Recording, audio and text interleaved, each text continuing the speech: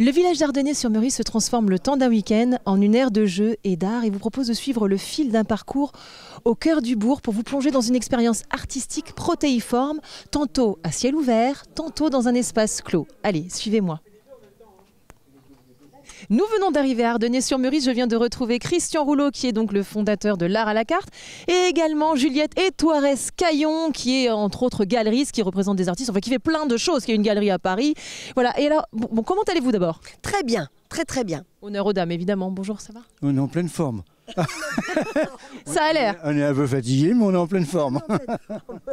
Alors, vous avez joint vos forces pour créer un événement absolument extraordinaire ici à Ardennais, qui est pourtant une petite ville, un petit village. Un petit village, effectivement. 511 habitants hein, quand même. Voilà. Et donc, bah oui, c'est la continuité de Bouquet d'artistes, puisque c'était la 10e édition. Mais c'est pas très clair cette affaire, parce que donc, ça fait 20 ans, mais on fête le 10e anniversaire. C'est une biennale. Ah bon. Donc, c'est la 10e édition, et ça fait 20 ans que ça existe, ce fait. Voilà. Ah, voilà. Et ensuite, on a pris donc cette décision en disant, on va essayer de faire quelque chose de plus important. Alors au début, on est parti avec une idée un peu plus restreinte, et puis de semaine et en mois, on a dit, finalement, on se lance un peu ambitieux, mais on va y arriver. Alors justement, on est dans un lieu absolument extraordinaire qui est le jardin du presbytère. Oui. Juliette, on est un peu chez vous. Ah ben moi j'ai fait le grand saut, j'étais à Paris, j'ai fait le grand saut avec mon mari il y a 3 ans et on est super heureux d'être là. On a acheté le presbytère avec un grand jardin et l'idée de retrouver tout le monde ici. La première rencontre c'est Christian avec Marie, son épouse, et on s'est dit on peut parler que culture et art ensemble et ça fait une connexion. Et on s'est dit, voilà, on va faire ça ici. Vous allez mettre en exergue de sublimes artistes dans un écrin de verdure. Voilà, exactement.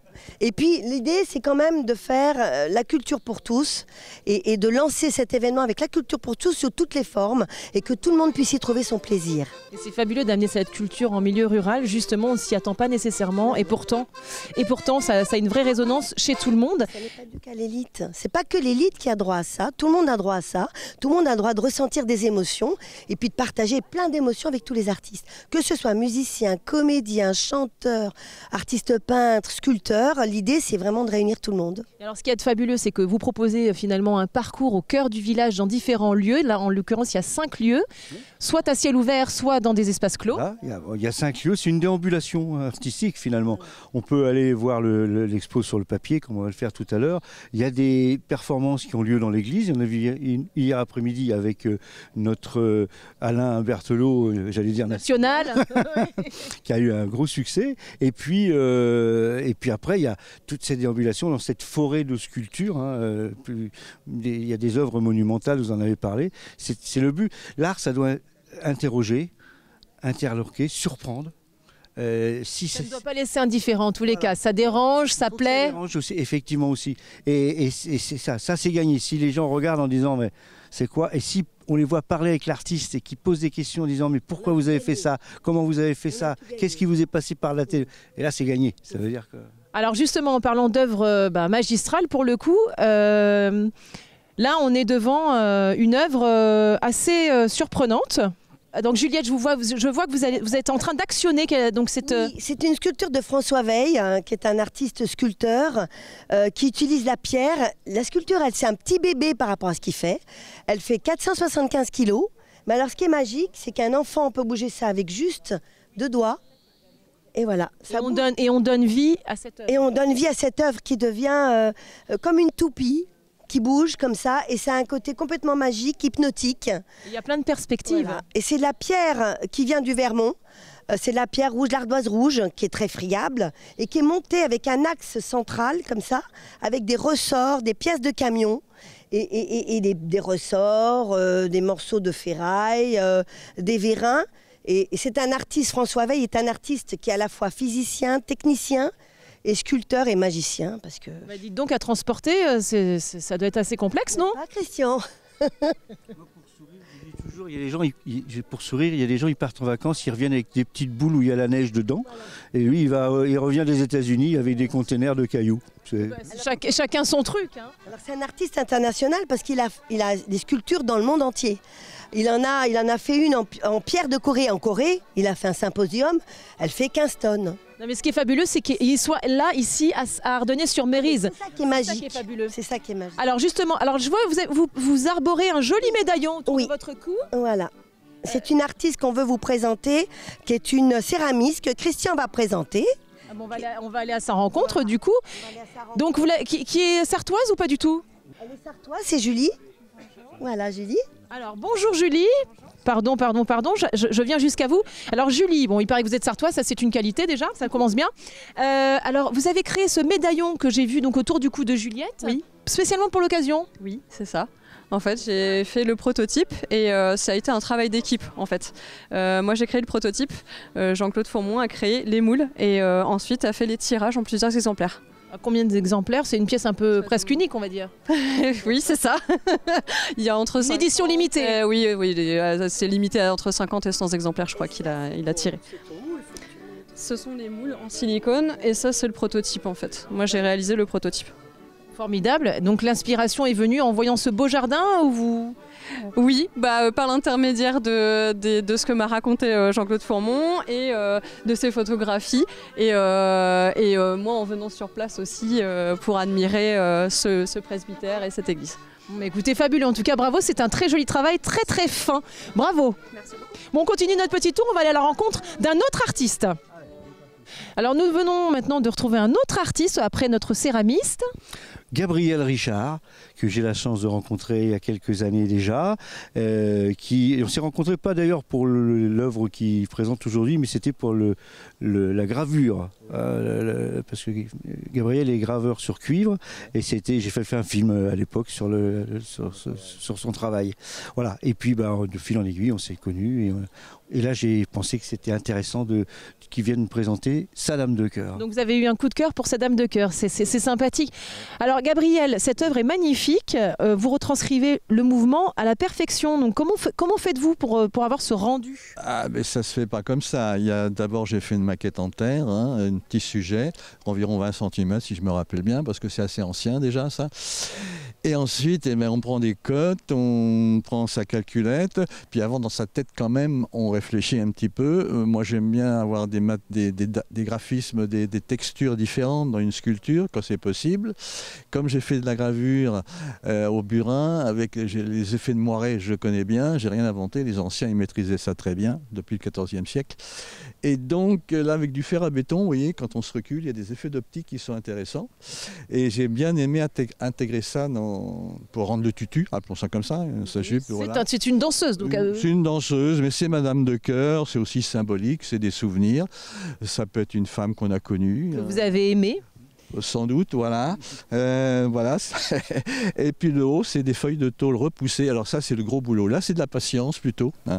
Mais le haut, la partie haute, c'est des tôles, des pièces de métal soudées qui sont soudées sur le pourtour, mais c'est repoussé à froid. Et donc, c'est un travail. On mouille sa chemise là. C'est incroyable parce qu'on a l'impression que c'est une seule et même pièce en fait. Ah ben oui, mais c'est tout creux. Et c'est marrant d'ailleurs. Je m'en suis aperçu peu de temps après. Chez moi, dans mon atelier, ça résonnait un peu en frottant les cordes comme si c'était un instrument, une harpe ou ce qu'on veut, ça résonne pas mal et comme c'est creux, la partie métallique, les tôles repoussées, ça fait comme une caisse de résonance. Et c'est fantastique, donc vous recréez le mouvement et en même temps il y a la continuité, c'est le son, la résonance. On peut, oui vraiment, si vous permettez, regardez, vous voyez c'est ça.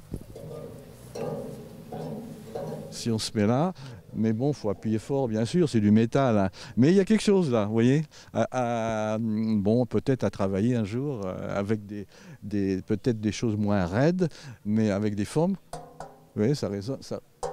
En tout cas, il y a un message derrière cette... Mais ça, c'est involontaire, cet effet musical, sonore, disons. Hein. Non, c'est l'effet surtout l'expression, c'est la Dame de cœur, bon, une femme, voilà.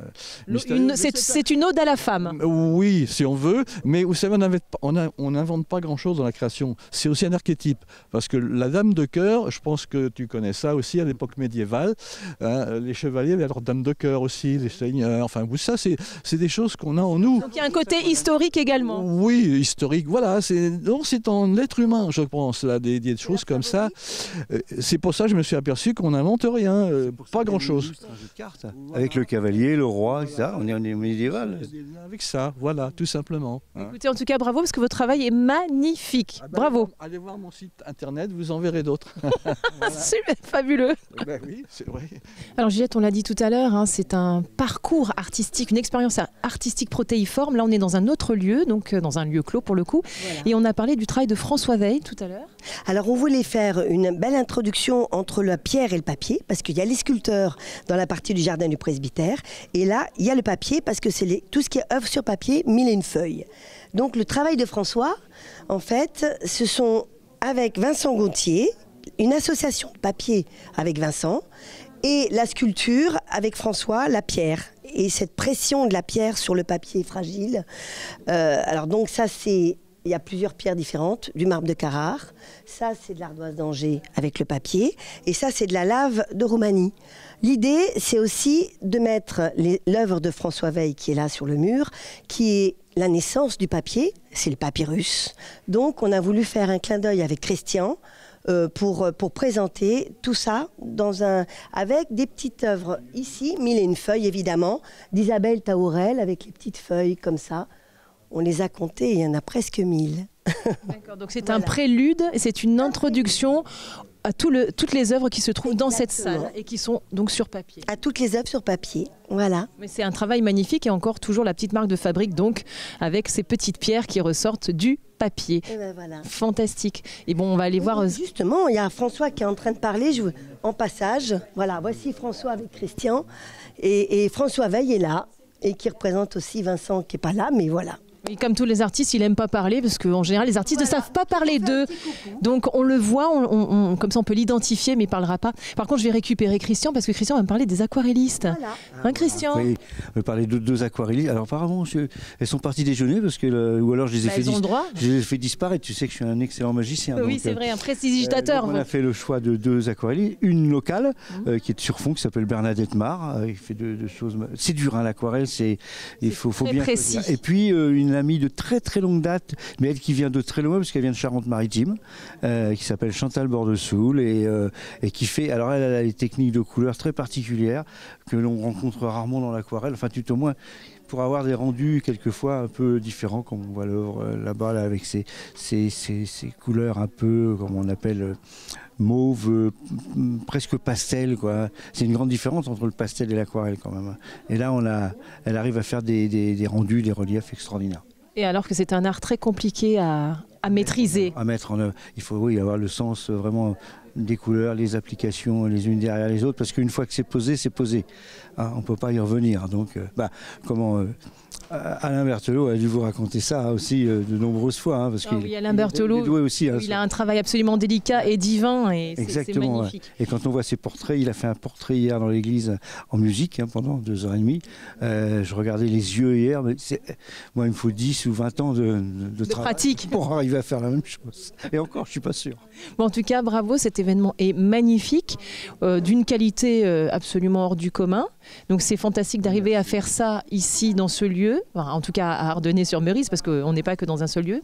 Et donc du coup, est-ce que vous avez des petites choses à nous annoncer prochainement ou un rendez-vous l'année prochaine? De toute façon, oui, on va remettre ça. Je ne sais pas encore sous quelle forme, mais probablement avec Juliette et dans le presbytère.